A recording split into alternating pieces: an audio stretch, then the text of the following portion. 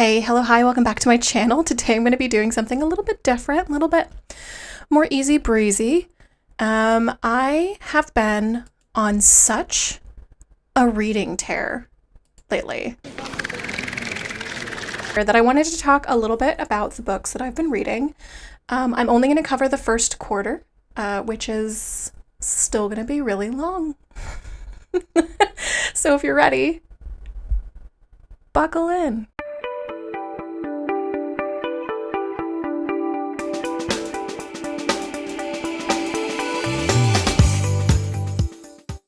I probably should have come up with some kind of organizational system for this, but instead I just chose to go in the order that I read them. So the very first book that I read this year was I Want to Die, But I Want to Eat Tteokbokki, which is, it's an interesting one. Essentially, it's just a retelling of this woman's psychiatry meetings that she went to, her therapy meetings. There are transcriptions of her meetings, and then there are also what sort of appears to be like vlog entries that may or may not have something to do with what she's been talking about in her sessions, but it's a really interesting view into like culturally stigmas that are held within, as well as societally, as well as just her own dealings with depression, basically. I read this book in one go, which is sort of a rarity for me.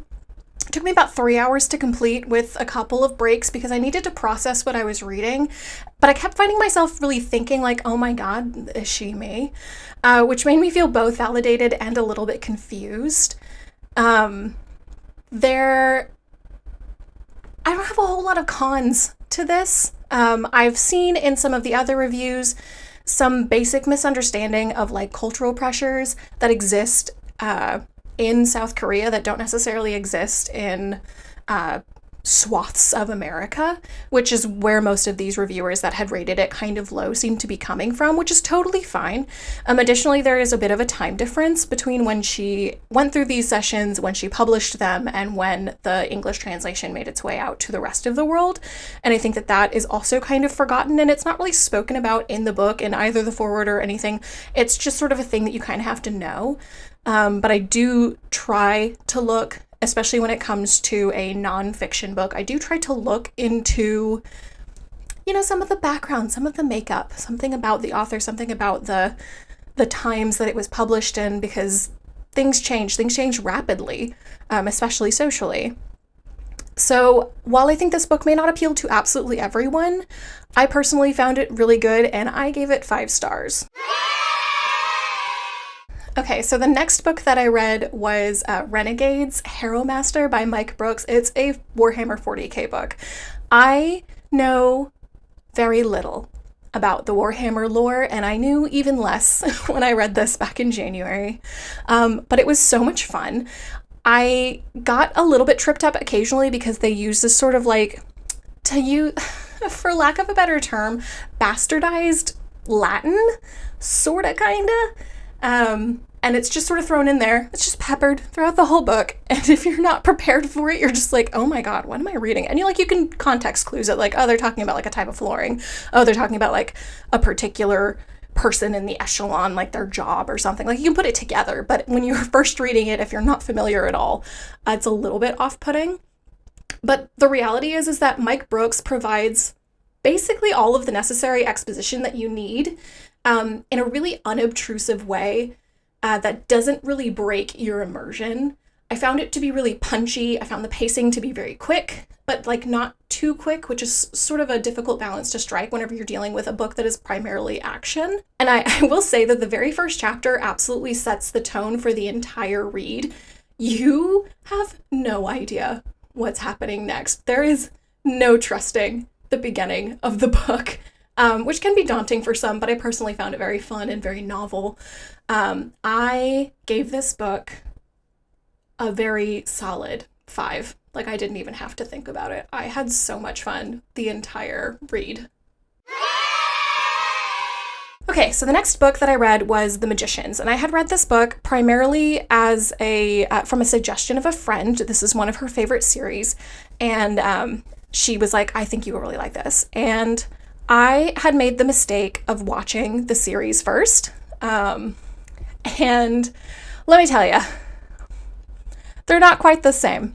I really, really, really liked the series, and unfortunately, I finished the series and immediately jumped into the first book, and the first book is just so dang different. Like, the big beats are hit in the series, but something that kind of threw me off when I was originally reading it was the pacing. The pacing is formatted almost like a film or a movie. A whole lot, film or a movie, film or a TV show, like a whole lot of stuff happens in the first book. I think it covers like 5 years worth of things happening. It's a lot of vignettes, basically.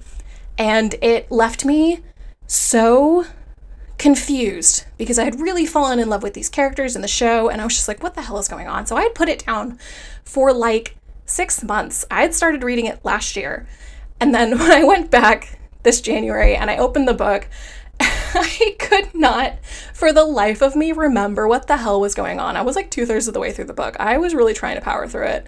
And so I had to restart it, and I'm so glad that I did. And I'm also glad that I gave it like the space that it needed, because yeah, you really just shouldn't compare both of them. I just don't think it's a good idea. I think you need to keep them separate. You gotta keep them separated. Ultimately, I really enjoyed it. Like, that's the best thing I can say. I did get occasionally distracted. I would like go to my phone or like throw on some TV or something, and then I'd have to go back to, like, I'd have to remind myself like I'm reading a book, and it's usually not a terribly good sign, but once it picked up, it properly picked up, and I was absolutely engrossed.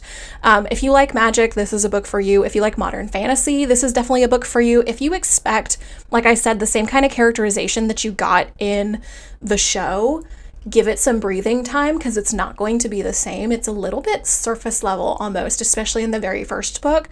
It picks up later and you get to know the characters and love them a lot more, but for the first book, it was just like, and here's a name, and here's what they do, and here's their like little two-dimensional thing about them that like eventually gets expanded on. A lot of people, and like even the advertisements for this book, called it the adult Harry Potter, and it is not that. It's not. It's just not. But it is engaging. It's fun. There are sad points. It gets kind of heavy occasionally. There's some really questionable phrasing that sort of speaks to the time in which it was written.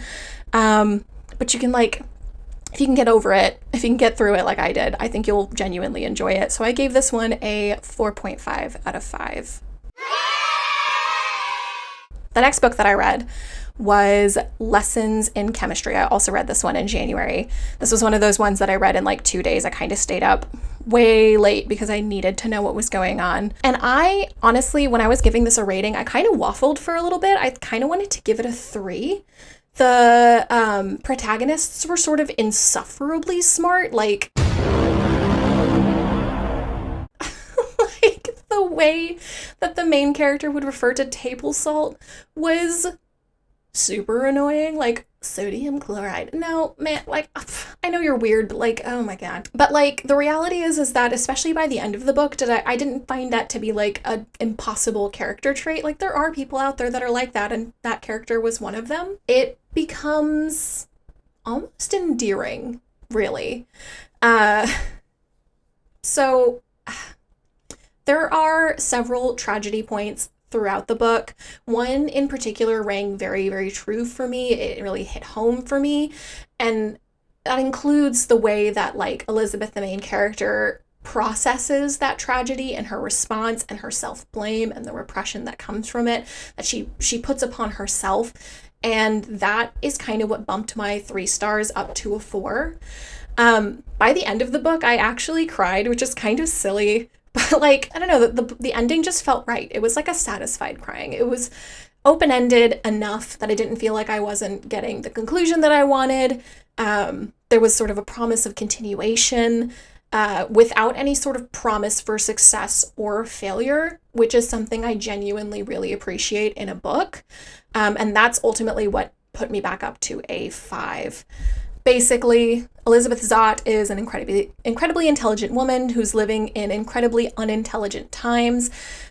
fighting by way of constant perseverance to meet her goals. System be damned, she wants to be able to pursue her scientific goals in spite of the limitations that are placed upon her by society in 1950s and 1960s USA. I found this book to be very readable. It's very self-propelling.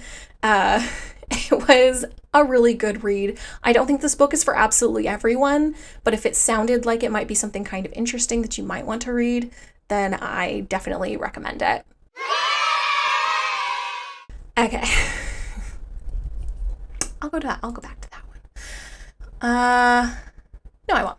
I'm just going in order. All right, so the next book that I read, I didn't actually read. I listened to it. I listened to the audiobook. It was my second, maybe third. I think it was my second time reading it. It was A Memory of Light, which is book 14 of Wheel of Time. I technically started it in like December and I didn't finish it until January, but it's a long book, okay? Just cut me some slack.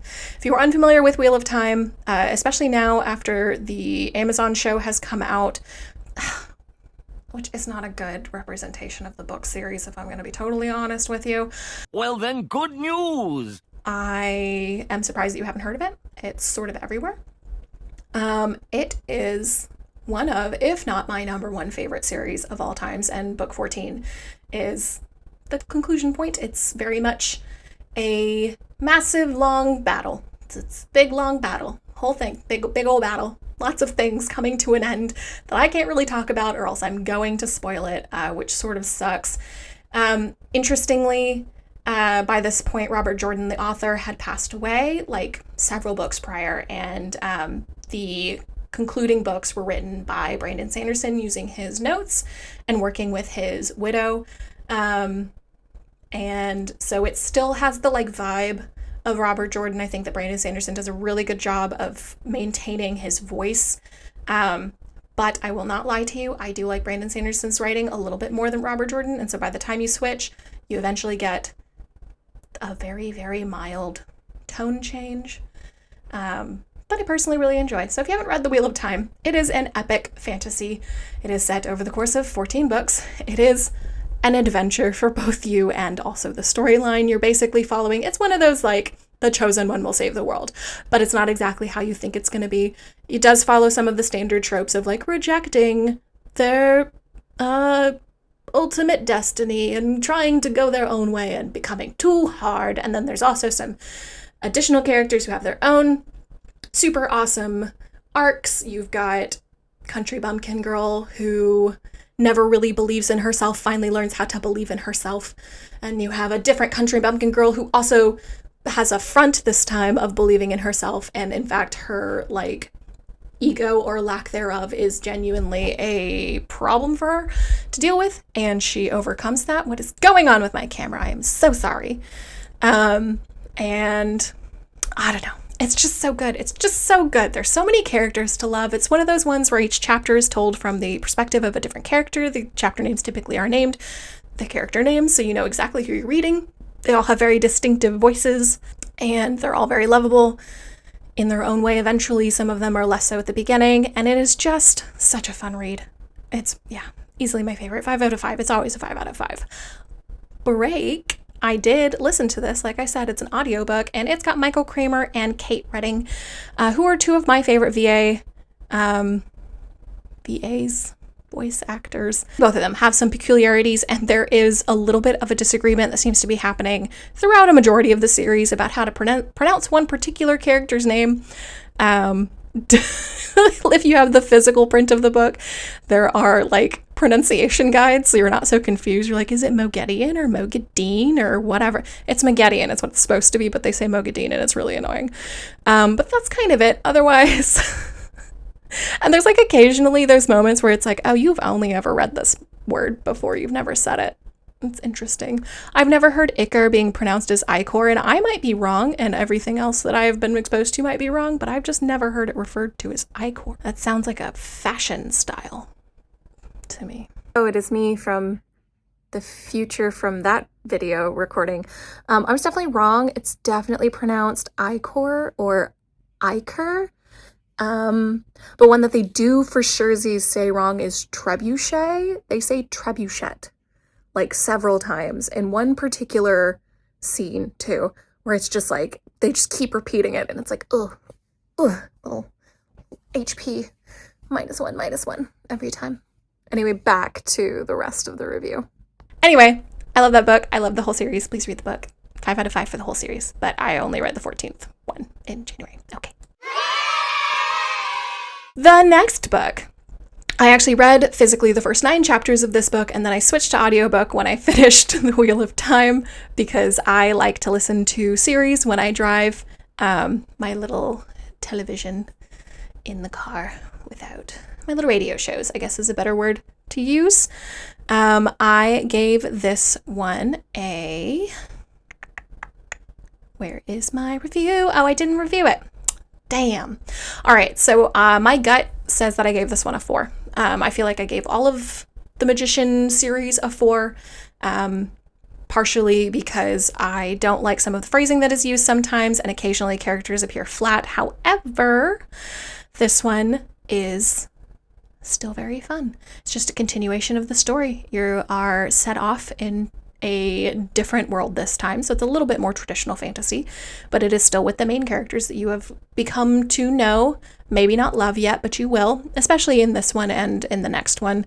I liked it, but I didn't super love it.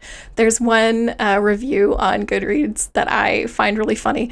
If Quentin Coldwater stumbled upon a pot of gold at the end of a rainbow, he'd constantly complain about how heavy it was and how the coins didn't fit in any vending machines, and why couldn't they have just put the money into a nice cashier's check that he could have fit neatly in his wallet and then deposited in the bank. And man, if that don't describe book 1 and most of book 2 and even a good chunk of book 3 Quentin Coldwater, I don't know what does. He has so much to say, and almost never is it positive. But you know what? That's kind of pointed out. That's kind of like an intentional character flaw, and I think that that's okay. I think because it was intentional especially, I think that is okay. Characters don't need to be perfect. Heroes never need to be perfect. In fact, perfect heroes are super boring. The voice actor for this, I can't remember his name. I could Google it, but I'm not gonna, so I'm just gonna show you up here while my camera keeps doing whatever this stupid focus thing is doing. I thought he did a good job. I was not overly put out by girl voice versus boy voice, which is a thing that sometimes can get a little jarring. Yeah, I thought his pacing was good. Didn't pronounce anything weird that I remember. I didn't write down a review for some reason, and I read this in January. Or maybe I finished this one in February, the beginning of February, so nah, whatever. Cut me some slack. It's like May. All right, the next book I read was Nazi Chic, Fashioning Women in the Third Reich, and I have a whole other video. Oh, I'm going to point this way, actually. I have a whole other video that you can go and look. I'm going to link it. I'm going to show a little thumbnail of it here, and I'm going to link it up top so you can watch me talk more in depth about this one. This one I had read for a class that I was taking. It was a book that I chose on my own for a research project associated with the class, and I really enjoyed it. But yeah, go watch that if you want to know more. Next book that I read was Educated. This one's by Tara Westover. I love this book. This is another nonfiction book, and I typically don't read nonfiction, so me liking it is also a little bit weird, but again, this is my second nonfiction for this year. Oh God, her childhood was intense. It was a lot of emotional and physical violence under the guise of religious fervor, kind of hiding under a very thin veneer of normalcy, which was really only made normal because they were just so incredibly isolated from absolutely everyone else or anyone who didn't believe what they believed. And the fact that this woman got out and succeeded so hard and dealt with the emotional turmoil that is separating yourself from that kind of environment and still managing to thrive rather than withering away, which she absolutely could have done. Oh my God, it was so good. I have a favorite quote that I've written down in 3 different places. When life seems lunatic, who knows where the madness lies? That was on page 346 if you wanted to go look. The book is written with such vivid detail and so much incredible drama that occasionally it almost feels like it's fiction, like the colors are just too real. The crazy dad chatter is just simply too crazy to be true. But this was her reality. Like, this was her father's illness coloring every facet of her life. And there are points in this book, in the small town moments, that it's like, oh God, I know a person like that. Like, I grew up around people like this. It was so good. I really, really enjoyed it. If you like memoirs, absolutely give it a read. Even if you don't like memoirs, you might still enjoy it, because I don't typically. It was a book that I was suggested by a friend, and I am so thankful that she did. So I gave this one an easy 5 out of 5. Recommend. All right, the next book I read for that same class that I was reading, that's Chic, Broken Threads, The Destruction of the Jewish Fashion Industry in Germany and Austria. It's very, very short. It's basically a companion piece to a exhibit that was held at the Vancouver Holocaust Museum in 1999. It's just good. It's just educational. Adds a little bit more flavor, a little bit more context. It's comprised of several essays that are surrounding the roles of Jewish makers, entrepreneurs, and other facets of the textile and fashion industry of Germany and Austria during and right before, during, and a little bit after World War II. It's really good. Cultural loss is typically kind of lumped in with the other horrors when you're discussing like the Holocaust and Nazi Germany. So this short exhibit companion continues that discussion, but by following a facet that's not typically explored. It's really, really quick read. Recommend. 5 out of 5. I was going to make this all one video, but it's like over an hour long. And that is so long. So I've decided that I'm going to do this in 2. And by do this in 2, I mean I'm about to record the intro for the second part of this.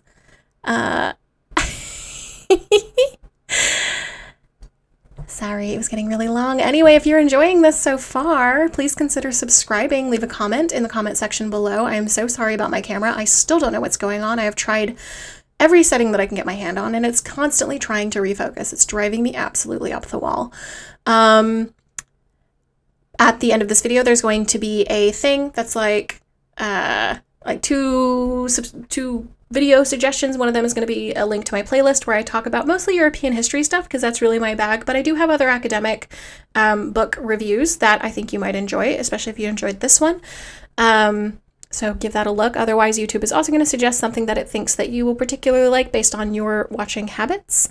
I had a lot of fun recording this, and I hope you guys had fun watching it, and I will see you all in the next one. And yes, I will be wearing the same outfit, because I'm literally going to record the next part now.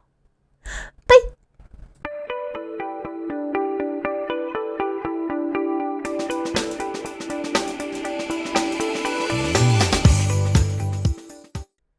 Oh my God. What is... Okay, thanks. Open the one I want to open.